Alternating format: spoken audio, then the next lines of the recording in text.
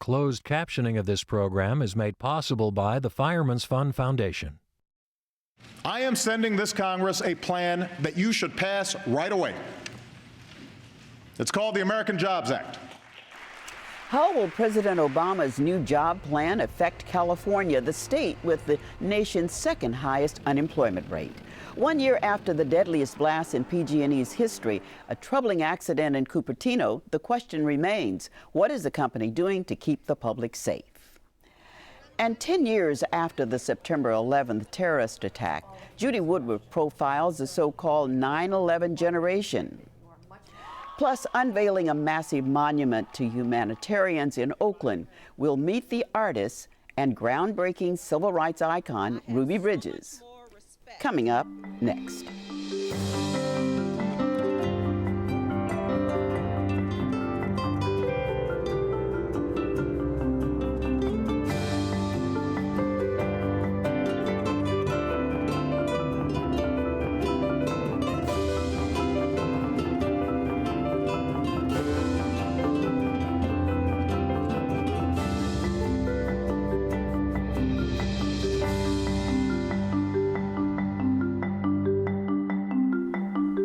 Good evening, I'm Belva Davis, and welcome to This Week in Northern California.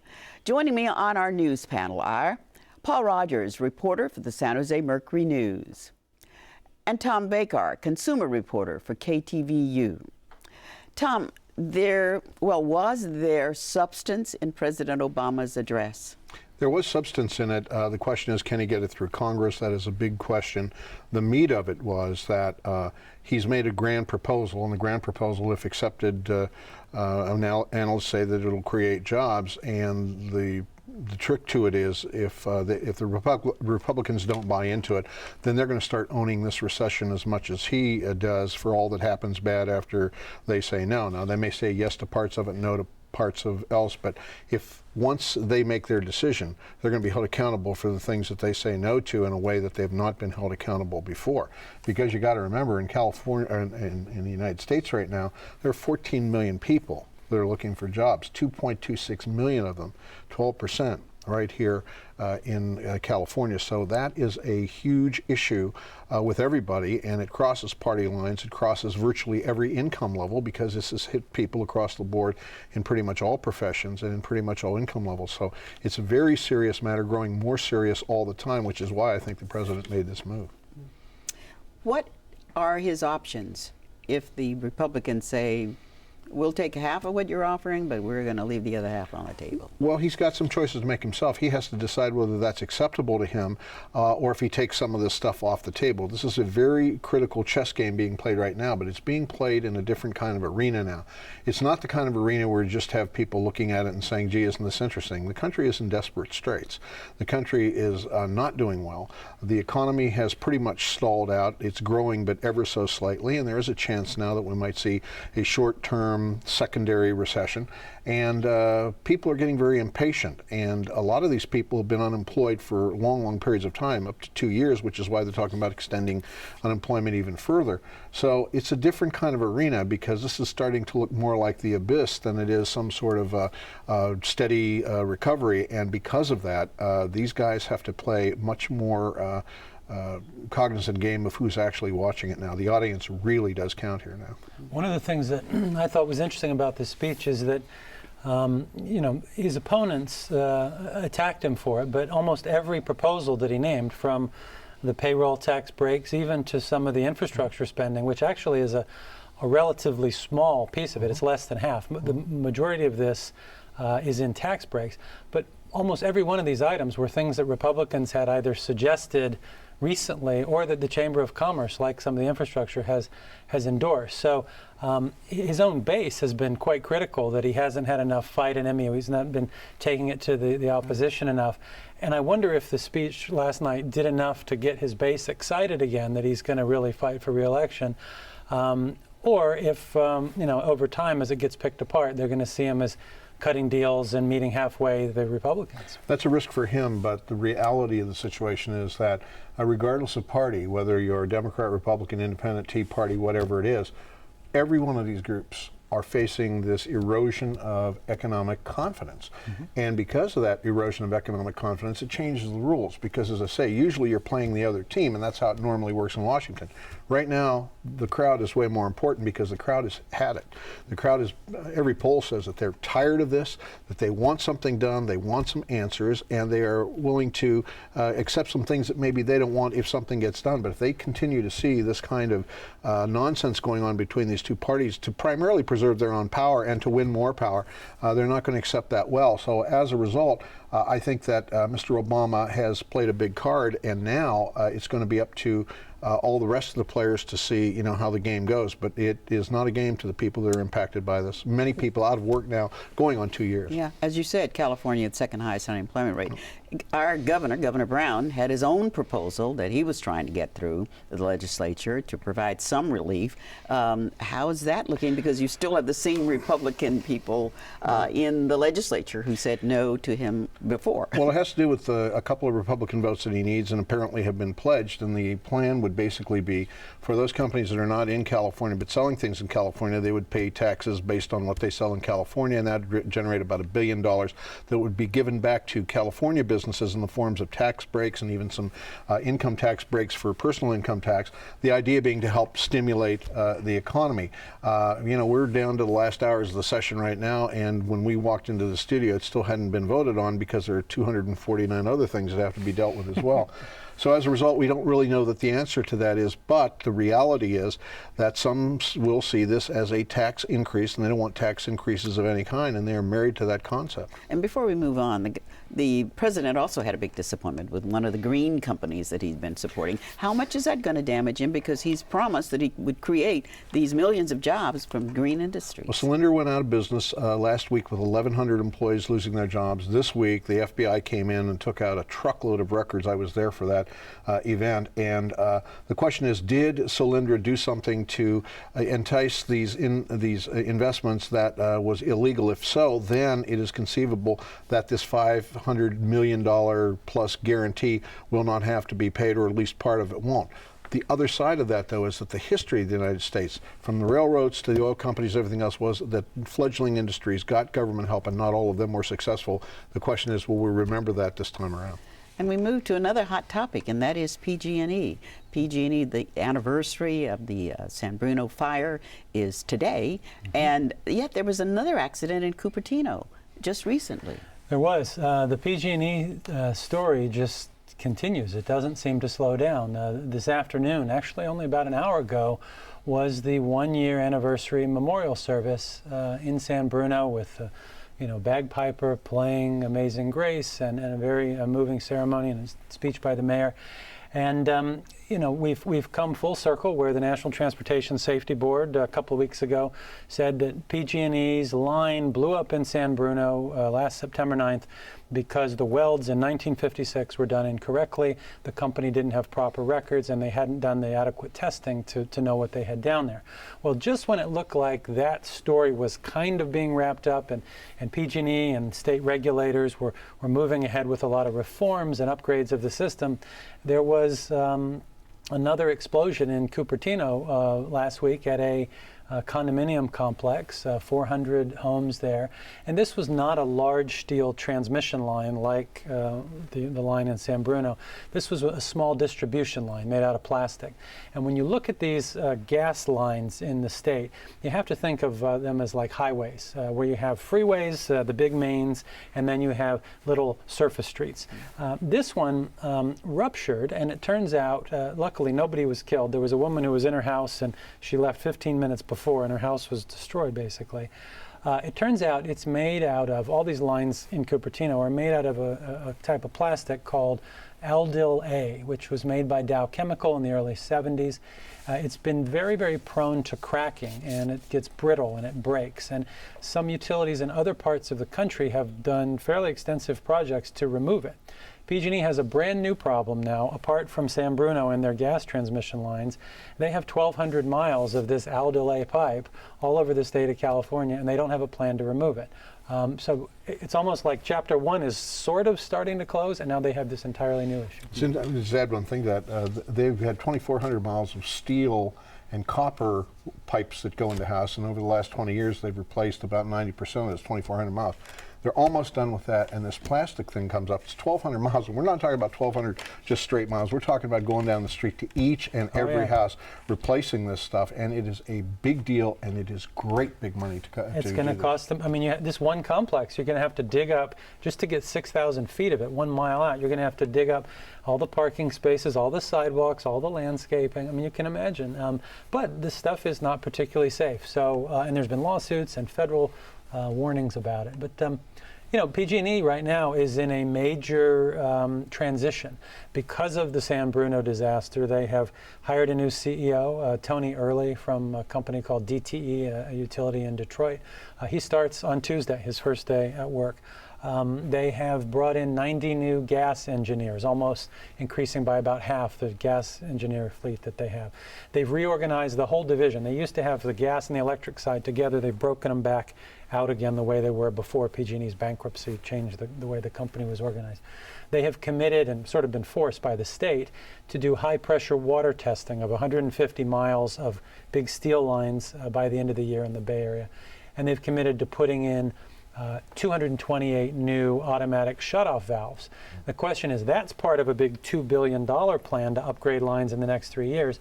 And PG&E wants the public, the ratepayers, to pay 90% of that. And a lot of political leaders like Jackie Spears saying, hold on a minute, that's way too much. So that fight's going to continue for the coming months. So for PG&E, this was not a week with any good news.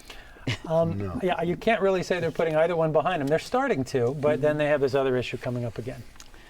All right. My thanks to both of you for joining us here tonight. And now we commemorate the 10-year anniversary of the September 11th attacks on the United States. Those who were just children when terrorists struck a decade ago have now matured into young adults, known as the 9/11 generation. More than half their lives have been defined by the war on terror. In a special report, PBS NewsHour's Judy Woodruff visits a Central Valley town to see how its young residents have been affected by the decades since the attacks.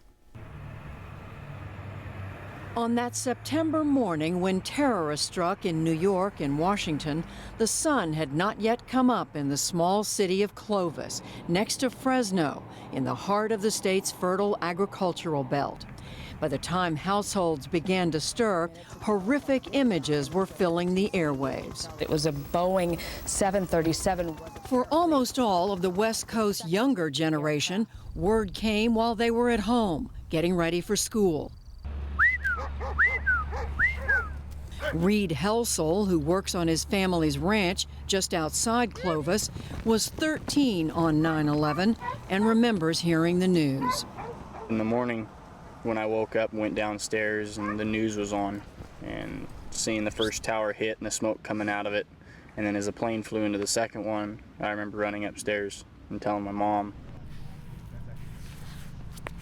Nani Okwalagu, a star track athlete at her Clovis High School and a freshman at Princeton this fall, was just 7 at the time. I clearly remember waking up that morning. It felt like any other morning, but then I quickly realized that something was not normal, that my mom was on the phone with her sisters and she seemed frightened. Clovis may be 3,000 miles away from Ground Zero, but it is clear the events of September 11th have affected many here. In December 2001, the community dedicated a permanent memorial to the fallen heroes of 9/11. More than 1,000 New York City firefighters and police officers were on hand for the first of what would become annual remembrances at the site. On a recent summer Sunday, we asked 8 young people who grew up in Clovis or nearby Fresno to join us at Luna Pizzeria to ask them about their memories and the effect 9/11 has had on them. For all, their first take was through the reactions and emotions of parents and other family. It was really deeply unnerving, unsettling to them because they left Nigeria, a country that's been racked by civil wars and where crime is rampant, for America where they believed they would be safer, more secure, and for something like that to happen here was just very, unsettling. Kristen Torres, in the 7th grade in 2001, recalled sitting in her father's truck before school, listening to the radio and being concerned. It's all very confusing when you're 12 years old, and I really thought, okay, this happened in New York, this can happen again in California. I was worried that there were going to be more attacks, that this wasn't an isolated event. For Alyssa Stemler, who was 9 years old on 9/11, it was anything but isolated. Her father, Jim, is a firefighter. For him, for their family, what happened at the World Trade Center had an immediate and powerful emotional element. We live kind of with a fear that, at any given moment he could be gone. And so I think for him, seeing that reaction, seeing that actually happen somewhere else was kind of hit home for him, and for us later on that was a big deal to our entire family. Alyssa's most vivid memory from that time is meeting one of the firefighters featured in one of Ground Zero's most iconic images. This guy right here, we met him, and I remember that was huge. Even at 9 years old, that was hugely monumental. Now 19 and studying to go into the music business, Alyssa says 9/11 didn't affect her career choice, but she knows many for whom it did. Definitely for a lot of my friends and for a lot of my graduating class, a good percentage of them immediately went off to boot camp and started serving in the military. I have so many friends that I had to say goodbye to. In fact, Clovis is known to have a larger than usual number of its young people to join the military. Nationally, fewer than 7% of those eligible join up. In this area, the percentage is higher. And one high school in town, Buchanan, has the sad distinction of having 8 of its former students lose their lives in the wars in Afghanistan and Iraq, more than any other school in California. Now a police officer, Brandon Robla, was 16 in 2001. Even though he comes from a military family, he says he didn't make up his mind to join up until after the attacks. As soon as 9/11 came about, it slowly started like, I can do this, And then by the time I was a senior in high school, I couldn't wait to go. I felt like I was missing something and that I needed to hurry up and go to boot camp. Brandon joined the Marines right out of high school and served 6 months in Iraq in 2005. I wanted to do something bigger than just me, and the best way that I could do it was to actually join the military and serve my country.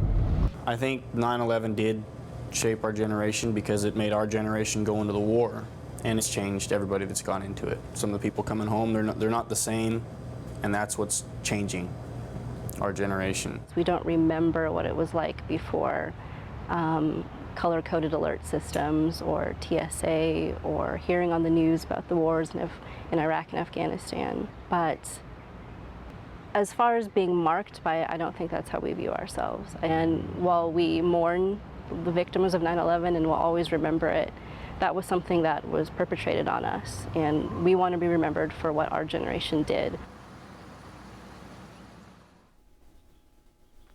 For more of the PBS NewsHour special, America Remembers 9/11, please tune in to KQED Channel 9 on Sunday evening at 8 p.m. We can all remember the many acts of bravery and goodwill that occurred on September the 11th, 2001. In fact, throughout our nation's history, it's often the most difficult times that bring out the most admirable traits in humanity. Oakland artist Mario Chiodo was so inspired by this theme that he created a monument to 25 of the world's most famous humanitarians.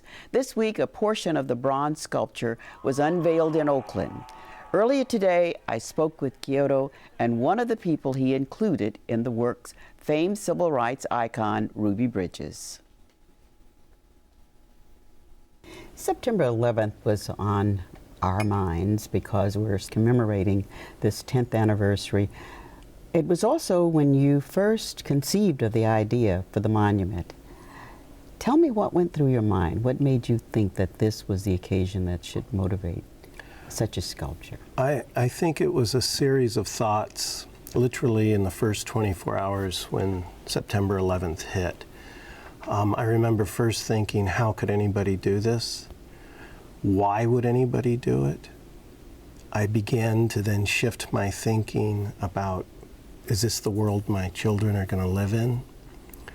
I started thinking about a plethora of thoughts of people must not have very much hope and a lot of fear if they could commit such an atrocity. And literally within a 24-hour period of tossing and turning, it all came back to, well, what am I doing to make a better world?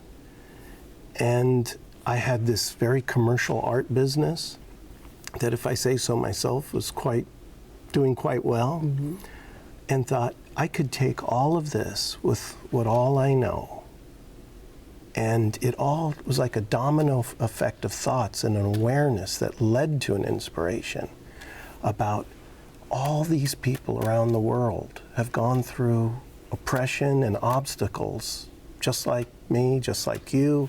And if the whole world knew that and could recognize that, maybe we'd see the similarities. You chose the images or the people that you wanted to profile. Yeah.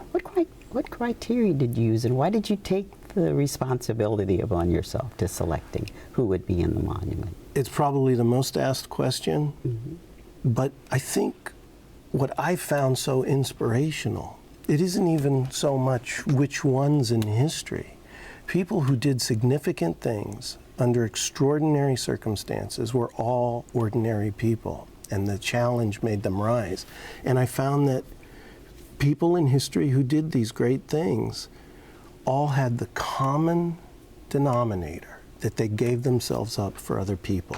And we're sitting next to one who did that. Ruby Bridges, you, as a child, made history by becoming the first Black or Negro or African American back in 1960 to integrate the schools in the city of New Orleans, Louisiana, and maybe for the whole country, for what I know.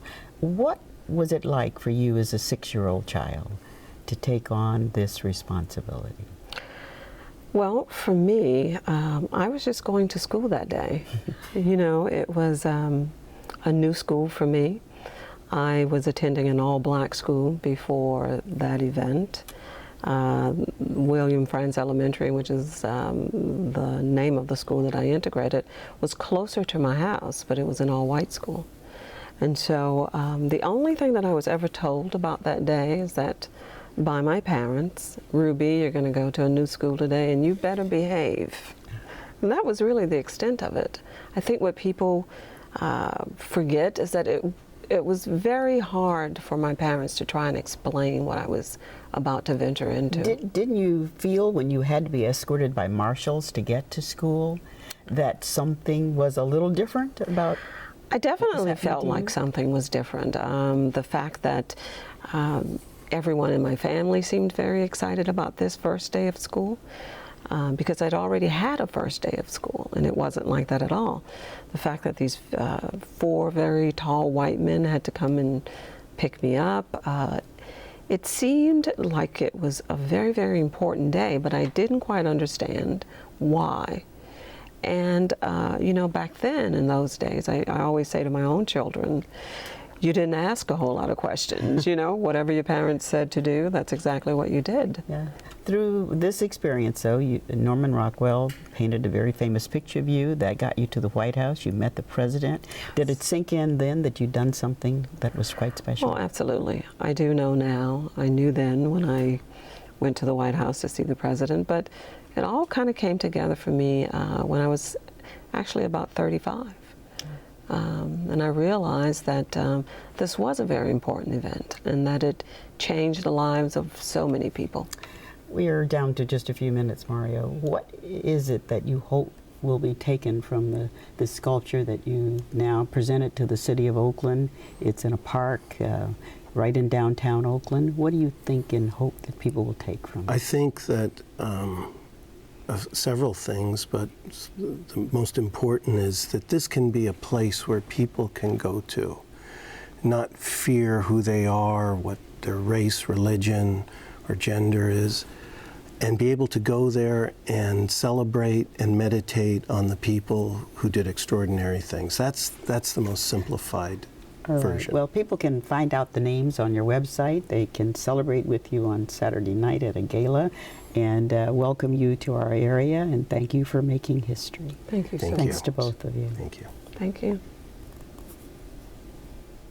Well, you want to share your thoughts on the legacy of the September 11th attacks, we invite you to do so online at kqed.org/thisweek, where you'll also find additional KQED coverage of the anniversary. I'm Belva Davis. Good night.